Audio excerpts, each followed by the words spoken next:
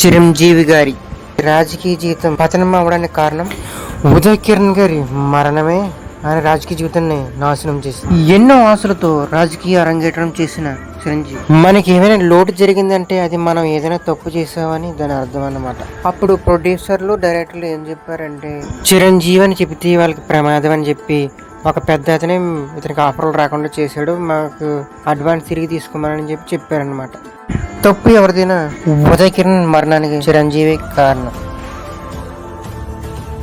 ఇంతకీ ఉదయ్ కిరణ్ గారు పెళ్లి చేసుకోపోవడానికి కారణం చిరంజీవి కూతురు కొంతమంది తేడాని చెప్తే కొంతమంది చిరంజీవి నచ్చకే ముందు ఒప్పుకొని ఇంట్లోకి వెళ్ళి గింటేశారని కొంతమంది అంటున్నారు.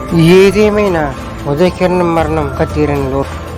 ఎన్ని అనుమాన పోరాడేవారు లేక ఉదయ్ కిరణ్ కేసు మరుగున పడింది. చిరంజీవి గారు కష్టపడి దిగిన రాజకీయ జీవితం పతనం అవడానికి కారణం ఉదయ్ కిరణ్ మరణమే కారణం. తప్పు చేస్తే శిక్ష ఉంటుందని చిరు జీవితమే ఉదాహరణ.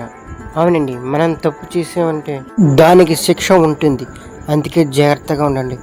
తప్పు చేసిన వాడికి దేవుడి శిక్ష ఎలాగైనా వస్తుంది, అది మన చేతుల్లో ఉండకూడదు. దానికి ఉదాహరణ మన చిరంజీవి గారే. నిజమండి, జాగ్రత్తగా ఉండండి. ఒకరి బాధకు కారణం కాక